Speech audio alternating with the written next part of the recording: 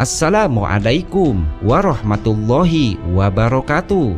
Apa kabar sahabat beriman? Habsy Al-Fakir Channel kembali ke hadapan Anda untuk berbagi seputar kisah dan info Islami. Semoga bisa menemani aktivitas Anda. Jangan lupa tekan tombol subscribe dan aktifkan notifikasi tombol lonceng agar tidak ketinggalan info terbaru dari Habsy Al-Fakir Channel.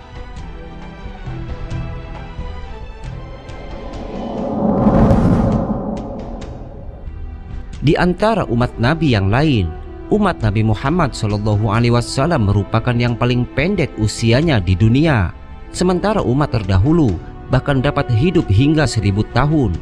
Mereka memanfaatkan waktu yang banyak tersebut dengan beribadah.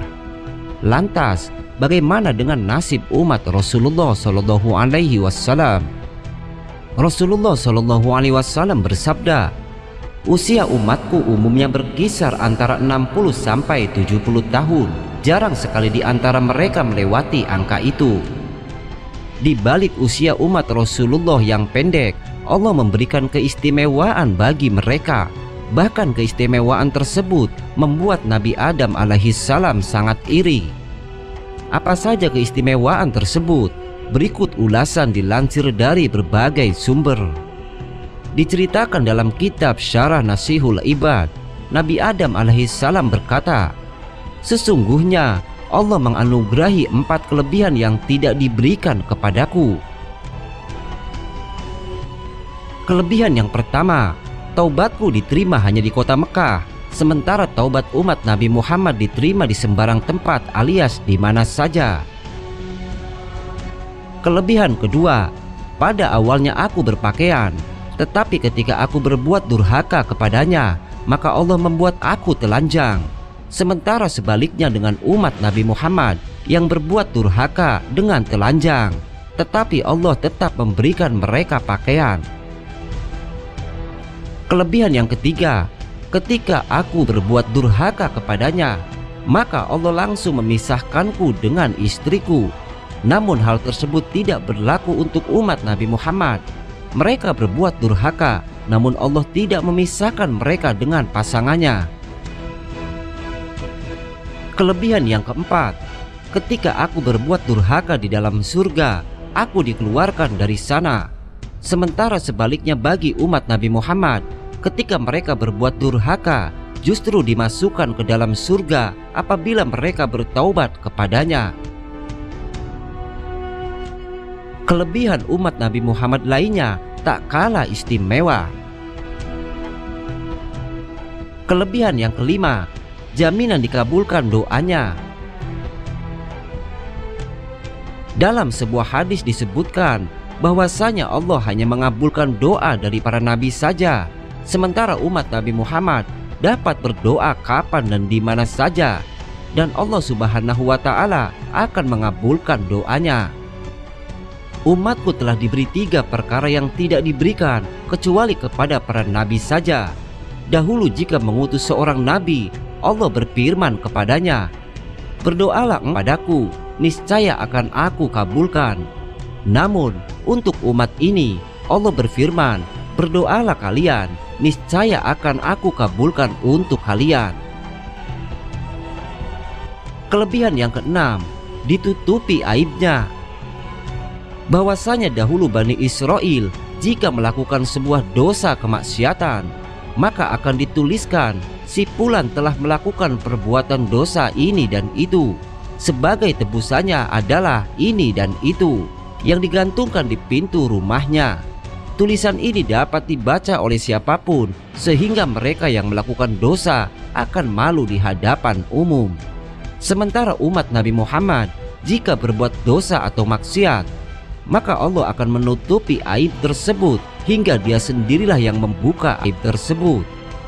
Rasulullah SAW bersabda, "Setiap umatku akan mendapat ampunan kecuali muhajirin, orang-orang yang terang-terangan berbuat dosa.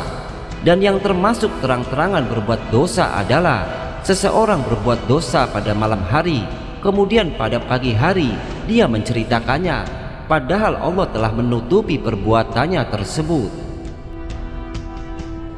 Kelebihan yang ketujuh, mengampuni dosa yang dibatinkan. Allah akan memberi siksaan bagi Bani Israel yang berbuat dosa meskipun hanya dibatinkan dan tidak dilakukan dengan anggota badan. Sementara bagi umat Nabi Muhammad, Allah tidak akan menghisap dosa yang dibatinkan di dalam hati. Rasulullah SAW bersabda, barang siapa hendak melakukan kebaikan dan dia tidak jadi melakukannya, Allah telah mencatat di sisinya satu kebaikan yang sempurna. Bila ia hendak melakukan kebaikan dan benar-benar melakukannya, Allah mencatat di sisinya 10 kebaikan sampai 700 kali lipat, bahkan berlipat ganda banyaknya. Jika ia hendak melakukan kejelekan dan tidak jadi melakukannya, Allah mencatat di sisinya sebagai suatu kebaikan. Dan kalau ia hendak melakukan kejelekan kemudian benar-benar melakukannya, maka Allah hanya mencatat di sisinya satu kejelekan. Kelebihan ke-8, penangguhan siksaan di dunia. Umat terdahulu bila melakukan suatu kemaksiatan, maka Allah langsung serta-merta menurunkan musibah dan azab kepada mereka.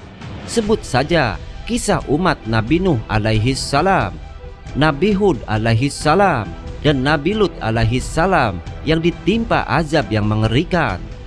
Namun bagi umat Nabi Muhammad, azab tersebut ditangguhkan hingga hari akhir. Rasulullah memohon kepada Allah agar umatnya diberi kesempatan untuk bertaubat, setidaknya hingga ajal menjemput mereka.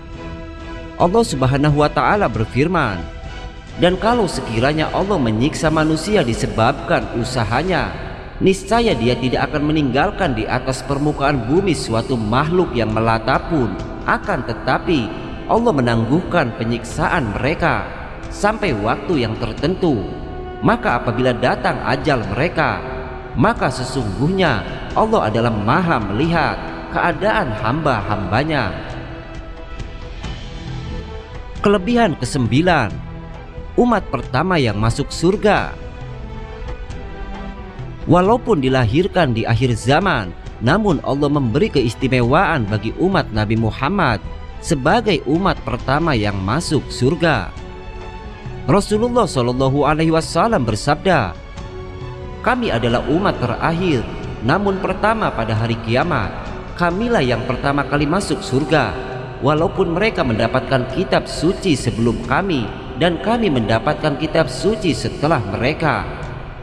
Demikianlah sebagian keistimewaan yang Allah berikan untuk umat Nabi Muhammad SAW.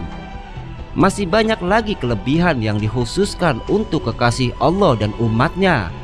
Semoga kita dapat selalu menjaga iman hingga hari akhir. Wallahu a'lam.